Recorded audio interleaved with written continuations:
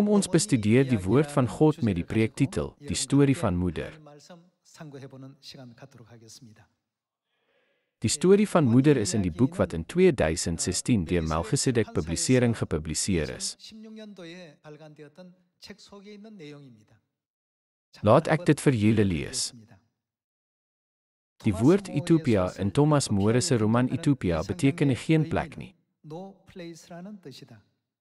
In Samuel Butler se roman Erewond beteken die woord Ethopia nêrens nie. Ethopia beteken dit bestaan nêrens nie.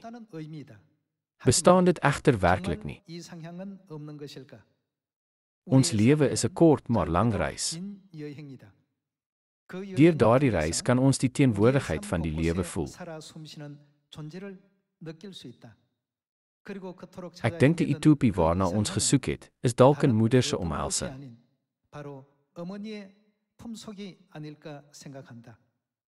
'n Vrou verdien die titel moeder deur swangerskap en geboorte. Die proses om moeder te word bevat groot pyn.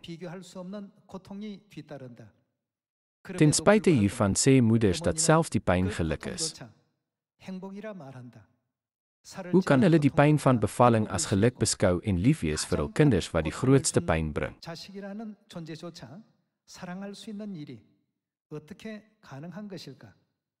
Alle wesens in hierdie wêreld leef op 'n moeder se liefde. Mense sê dat God nie oral kon wees nie, daarom het hy moeders geskep. Kan dit beteken dat God oral in die vorm van moeders bestaan? Al hierdie voorsienigheid word vanaf die skepping in die Bybel gevind. Dit staan in die epiloog geskryf. In die boek Genesis, nadat God Adam in 'n diepe slaap gebring het, wie het God uit sy rib geskape? Hy het 'n vrou met die naam Eva geskep. Voordat hulle moeders word, is hulle almal vroue. In die proses van oorgang van 'n vrou na 'n moeder, moet daar geboorte wees. Daar word gesê dat die grootste pyn die pyn van geboorte is. Hoe liefdevol behandel moeders tog hulle babas nadat hulle so 'n pynlike geboorte verduur het? Wie anders as 'n moeder kan so werk hanteer? 'n Moeder is die enigste wese wat die een wat haar die grootste pyn veroorsaak het, so innig kan lief hê.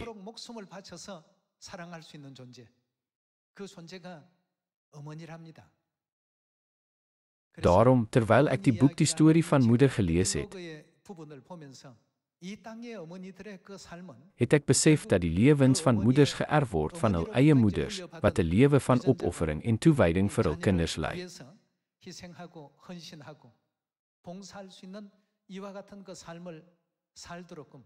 Dit blyk vir elke moeder dieselfde te wees.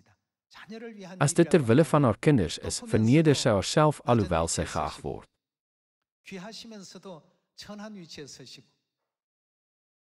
Net 'n moeder kan dit doen. Waarom het God dit op so 'n manier geskep?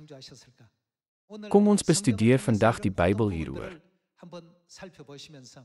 Die opofferings van ons fisiese moeders is groot, maar soos ons die geslag van moeders terugspoor, kom ons na Eva.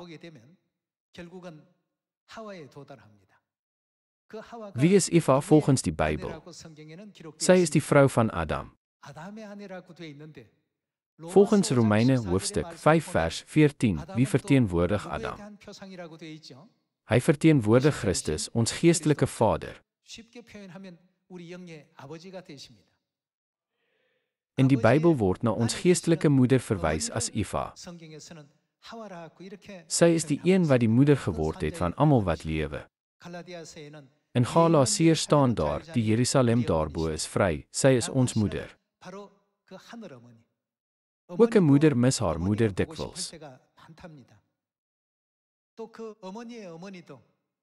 Wanneer die lewe uitdagend en moeg voel, jou jeug vervaag het, jou kinders jou verlaat het en niemand daar is nie,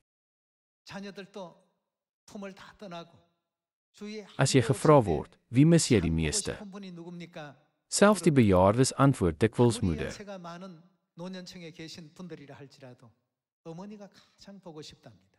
Selfs oupas sê hulle mis hul moeder die meeste. Toe mense nagevors het wat die mooiste woord is gevind dat moeder die mooiste is. Die teenwoordigheid van 'n moeder in almal se hart dui op die opofferings en liefde van ons geestelike moeder en hoe sy haar kinders in stilte lei.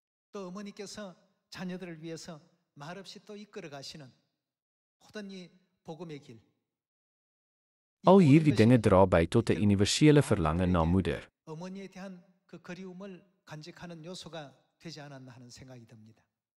Daarom kom ons vandag met die preektitel, die storie van moeder, oop in Galasiërs hoofstuk 4 vers 28.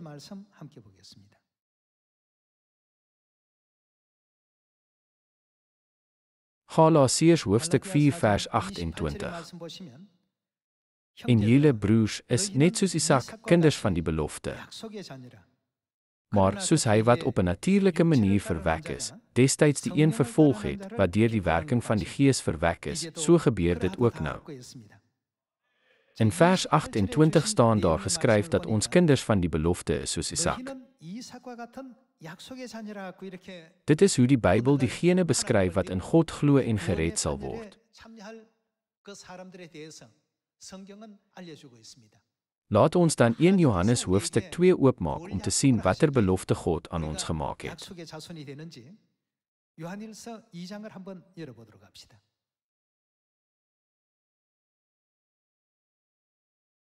Kom ons kyk na 1 Johannes hoofstuk 2 vers 25.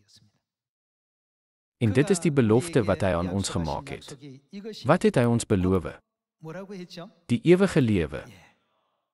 God het ons die ewige lewe beloof.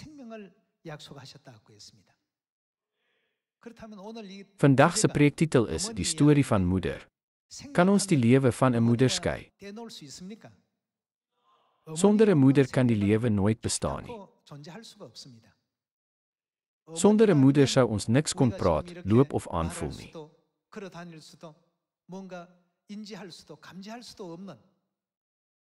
Ons erf ons diens van ons moeders.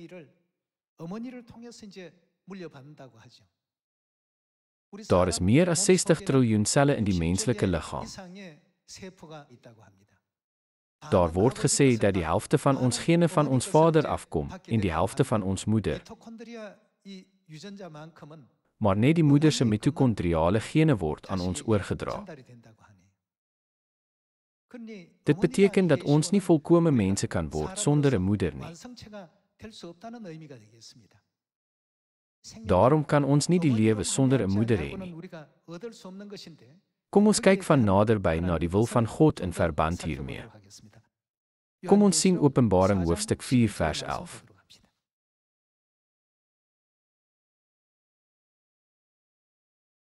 Openbaring hoofstuk 4 vers 11. U is waardig, ons Here en God, om die heerlikheid en die eer en die krag te ontvang, omdat u alle dinge geskep het. Deur u wil het alles ontstaan, is dit geskep.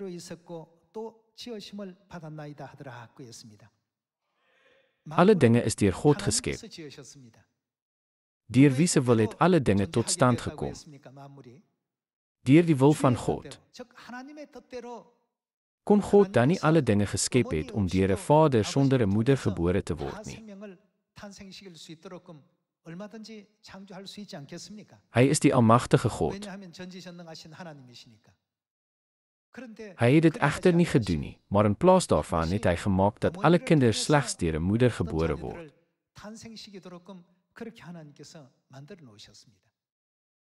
Sonder 'n moeder is die voltooiing van die lewe onmoontlik. Om geboorte te gee aan die volgende geslag, moet 'n moeder baie lyding verduur.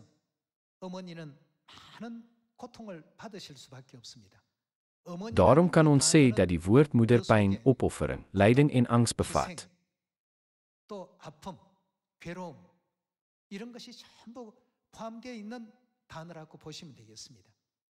Ons roep terloops, moeder, moeder. Jy het 'n fisiese moeder en jy het ook 'n geestelike moeder. Jy moet verstaan dat daar in die naam van 'n moeder ontelbare ontberinge is wat verduur word ter wille van kinders.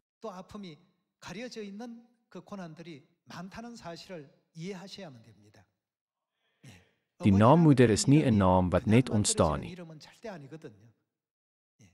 In Openbaring 4 sê dit dat alle dinge deur God se wil geskep is.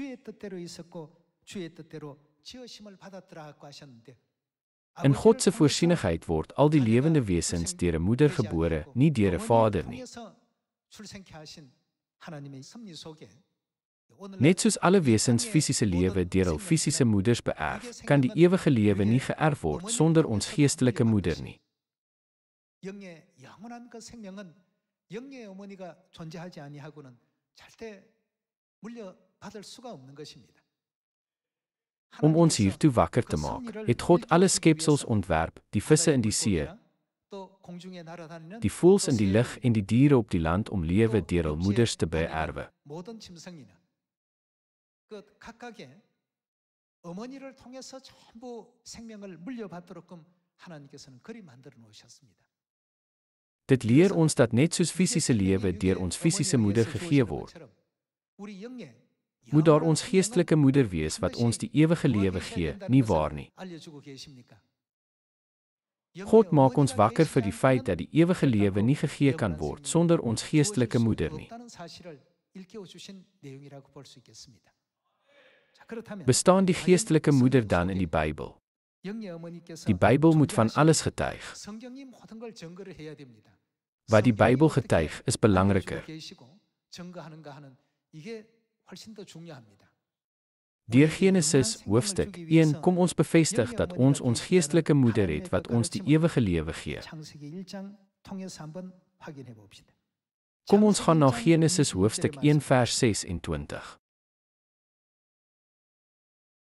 In hoofstuk 1 vers 26 staan daar: God het gesê, laat ons mense maak na ons beeld as ons afbeelding.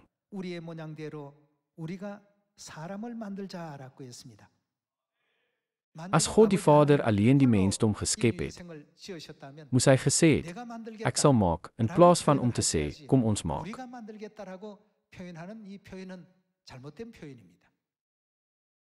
Die Bybel leer ons die waarheid. As een God alleen alles geskep het, moet die uitdrukking, laat ons maak, hier verskyn.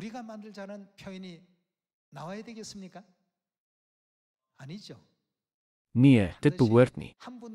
Daarom moet daar meer as een God wees wat die mensdom geskep het. Kom ons vind die antwoord deur na vers 27 te gaan. Kom ons kyk na vers 27. God het die mens geskep na sy beeld, na die beeld van God het hy hom geskep, manlik en vroulik het hy. Wat het hy gedoen? Hulle geskep. God het gesê, laat ons mense maak na ons beeld. En hy het beide man en vrou geskape. Kan ons nie verstaan dat daar 'n manlike beeld van God en 'n vroulike beeld van God is, waarna verwys word as ons nie? Dit was nie 'n enkele God wat die mensdom geskep het nie. Vir 'n lang tyd het die mensdom die manlike beeld van God, 'n God die Vader genoem. Wat moet ons dan die vroulike beeld van God noem? Natuurlik, aangesien sy ons lewe gee, moet ons haar God die moeder noem. Dis net soos vaders en moeders in die fisiese wêreld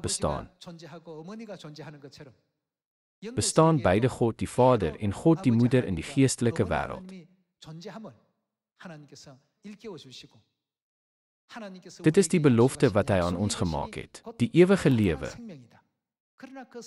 Daardie lewe word egter slegs deur moeder aan die mensdom gegee.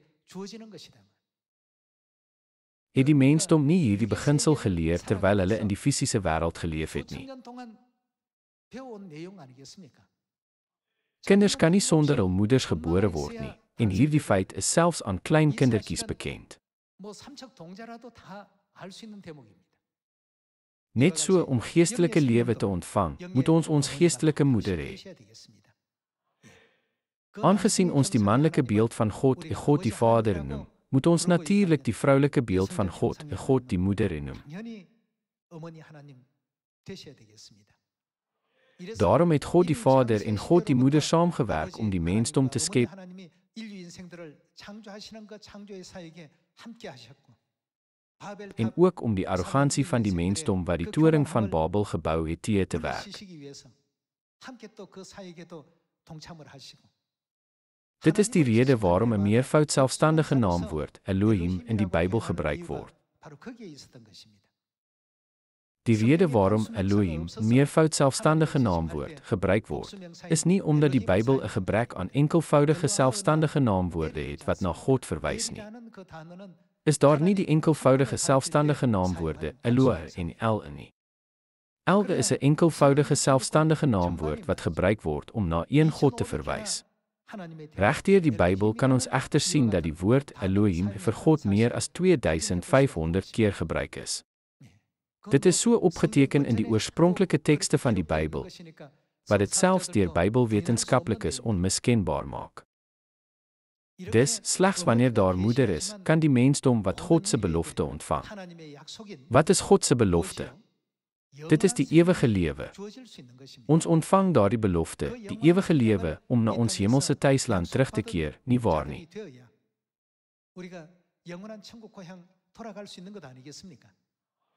Vir diegene wat nie hierdie belofte het nie, maak nie saak hoeveel keer hulle sê, Here, Here, wat het Jesus in Matteus, hoofstuk 7 gesê? Ek het julle nooit geken nie. Gaan weg van my, julle wat wetteloosheid bedryf. Is dit nie so geskryf nie? Wanneer beide vader en moeder teenwoordig is, kan 'n kerk die ewige lewe besit en 'n persoon kan 'n kind van belofte word wat die ewige lewe sal beerwe. 영원한 생명의 약속을 보장받을 수 있는 약속의 자손이 반드시 될 수 있는 것입니다. Kan ons die kinders van die belofte word sonder moeder? Dit is onmoontlik. Dit is 'n valse lering wat die leringe van God verdraai. Dan sien ons konsekwent in 'n gesin dat 'n moeder haar kinders en haar man bedien. Dit is die orde wat God ingestel het. Is daar nie geskrywe dat die man die hoof van die vrou is nie? Vroue, wees onderdanig aan julle mans soos aan die Here. Mans, julle moet julle vroue lief hê. Dit is wat die Bybel ons leer oor die bou van 'n harmonieuse gesin. Die Bybel leer ons dat ons vir mekaar moet omgee. Beide vaders en moeders is kosbaar. Terwyl 'n moeder 'n hoë posisie in die gesin beklee, verneder sy haarself. Sy leef asof sy 'n bediende is. Ook 'n moeder se liefde vir haar kinders is 'n geen wat van haar moeder se moeder oorgedra is.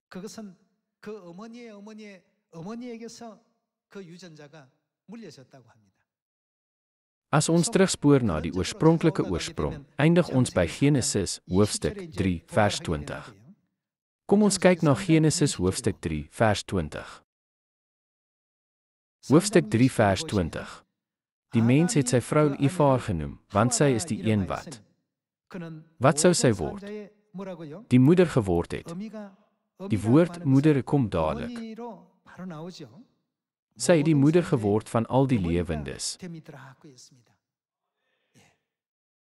Ten slotte, die lewe het by Eva begin. Wie se vrou is Eva? Sy is die vrou van Adam en in die Bybel verteenwoordig Adam Christus. Kom ons kyk na Romeine hoofstuk 5 vers 14.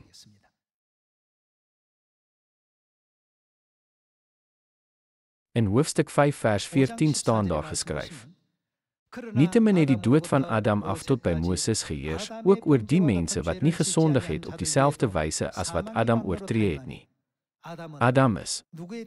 Wie is hy? 'n voorbeeld wat heenwys na hom wat sou kom. Wie is die een wat kom? Dit is Christus. Wie moet dan saam met Christus bestaan? Eva, die geestelike vrou, moet bestaan. Daarom in Openbaring hoofstuk 22 verskyn daar die Gees en die bruid. Die Gees is God die Vader en die bruid is sy vrou. Hulle is God die Vader en God die Moeder.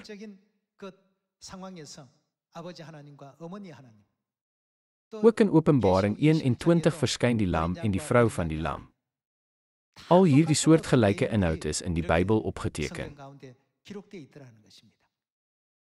Daarom verteenwoordig Adam Christus en wat van God die Moeder wat sy vrou is. Sy is die een wat die moeder geword het van almal wat lewe. Met ander woorde, Adam simboliseer die manlike beeld van God, terwyl Eva die vroulike beeld van God verteenwoordig. God het vir die tweede keer na hierdie aarde gekom om die hele mensdom, sy geliefde kinders, te roep.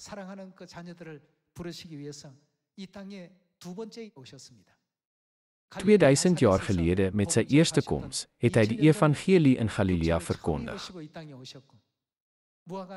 Toe in ooreenstemming met die profesie van die vyeboom, is hy weer in 1948 gedoop en het die evangeliewerk vir 'n tweede keer begin.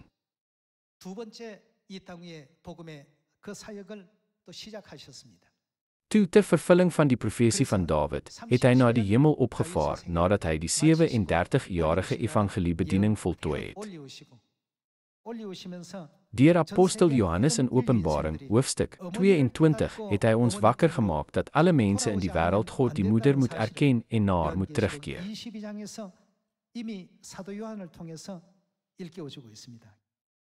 Kom ons sien Openbaring hoofstuk 22 vers 17.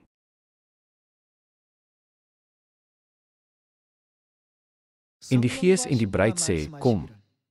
Met ander woorde, Vader en Moeder sê. Wat sê hulle? Na wie moet ons terugkeer? Ons moet terugkeer na die Gees en die bruid. Die hele mensdom kan die voltooiing van geloof bereik wanneer hulle Moeder besef. Eers wanneer ons Vader en Moeder ken, kan ons terugkeer na Vader en Moeder. En die Gees en die bruid sê, kom. En laat elkeen wat luister, sê, kom. En laat elkeen wat dors het, kom. En laat elkeen wat dit begeer, die water van die lewe kom kry, verniet. Ek getuig teenoor elkeen wat die woorde van die profesie van hierdie boekrol hoor. Ek waarsku almal wat die woorde van die Bybel hoor. As iemand iets hieraan toevoeg, sal God die pla waarvan in hierdie boekrol geskryf is, aan hom toevoeg. En as iemand van die woorde van die boekrol van hierdie profesie wegneem, as iemand aftrek, sal God se aandeel aan die boom van die lewe en aan die heilige stad waarvan in hierdie boekrol geskryf is, wegneem. Die woorde van die Gees en die bruid, wat vir ons sê om te kom, kan nie verander word nie. Die hele mensdom moet Vader en Moeder vind en terugkeer na Moeder, waar ware geloof tot stand gebring word.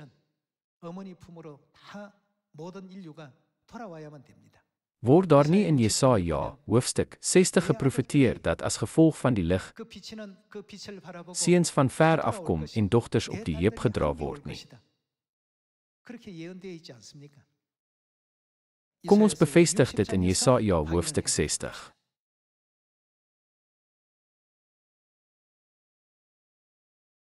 Hoofstuk 60 vers 1. Staan op, hier. Laat ons aandag gee aan wie se lig dit is. Laat jou lig skyn. Ja, jou lig het gekom en die heerlikheid van die Here skyn oor jou. Na wie se lig verwys jou lig hier? Dit verwys na die lig van Jerusalem. Kom ons sien die rede waarom God vir ons gesê het om die lig van Jerusalem te laat skyn deur na vers 2 te gaan. Kom ons kyk na vers 2. Ja, kyk, donkerte bedek die aarde. Hier staan in die Engelse Bybel geskryf dat duisternis die aarde bedek. Duisternis bedek die aarde en duisternis is oor die volke. 캄캄함이 만민을 가린다고 했습니다. Die geestelike oë, ore en harte van al 8 biljoen mense is heeltemal bedek. 눈과 귀와 마음을 온전히 다 지금 가리고 있습니다. Ja, 어둠이 지구를 kyk, 덮고 donkerte bedek die aarde en diepe duisternis die volke, maar oor jou skyn die Here en oor jou word sy heerlikheid sigbaar. Kom ons kyk na vers 3. Nasies sal, wat gaan hulle doen? 열왕은 비치는 Na jou lig trek en konings na die helder lig van jou sonsopkoms. 나올 것이다고 했습니다. 자, Nasies sal na jou lig trek en konings na die helder lig van jou sonsopkoms. 전부 이와 같이 다 나오게 될 것이다. Dit is nie die profesie wat ek en jy gespreek het 여러분들이 nie. 예언한 예언이 아닙니다. 제가 예언한 예언도 아닙니다. 누가 예언한 Wie het dit 예언입니까? geprofeteer? 하나님께서 Dit was 하신 God. 예언입니다. Kom ons 사람들이 kyk na vers 말씀하시면 4. 내 눈을 Kyk om 들어 jou 사면을 rond en 보라. neem waar. Hulle almal kom byeen, hulle kom na jou toe. Jou seuns van ver af kom hulle aan, en jou dogters op die heup word hulle gedra. Dan sal jy dit sien en jy sal straal, jou hart sal vinniger klop, ruim word. Want die see se oorvloed sal by jou uitgestort word, die nasie se rykdom sal na jou toe kom. Wanneer sal dit gebeur? Wanneer ons die lig van die heerlikheid van Jerusalem preek, verkondig en skyn vir al die nasies wat in duisternis bedek is. 이 지구촌에 어떻게 할 때요? 다 전파되고 알려지고 그 영광의 빛을 발했을 때 저와 여러분들은 Ek glo dat voor die naammoeder, ons, die hemelse kinders, in staat moet wees om versoening te ontvang vir al die sonde wat ons in die hemel en op hierdie aarde gepleeg het, en terug te keer na ons hemelse tuiste. 속죄함 받고 영원한 천국 고향으로 넉넉히 또 돌아갈 수 있는 우리 하늘 자녀들이 다 되어야 될 줄 믿습니다. Die naammoeder is 'n lewende bewys van die pyn wat sy verduur het om ons lewe te gee. 하나의 어떤 산 증거물입니다. Dan kan die naammoeder verdien word. 얻어질 수 있는 이름이 어머니라는 이름입니다. 그냥 Daardie naam kan nie maklik verdien word nie, kan dit? 그냥 아무렇게나 만든 것이 아니지 않습니까? Daarom het moeder ons beskryf as in alles in my lewe en my enigste bekommernis. 내 삶의 전부라고 우리들을 표현하셨습니다. 우리도 Ons 또한 behoort ook te kan sê dat 아버지, Vader en Moeder 어머니가 alles in ons 우리 lewens 삶의 is. 전부가 될 수 있는 그런 올바른 그 Met 신앙 hierdie 속에서 ingesteldheid, laat ons die heerlikheid van God oor die hele wêreld versprei en God se leringe lewer. 하나님의 그 가르침을 Ek vra julle om diegene te word wat al ons broers en susters van Sion na die lig van Moeder kan lei. 돌아올 수 있도록 안내할 수 있는 여러분과 제가 꼭 되시기를 Ek wil graag 부탁드리면서 hierdie preek afsluit. 말씀 마치도록 하겠습니다. Baie dankie. 감사합니다.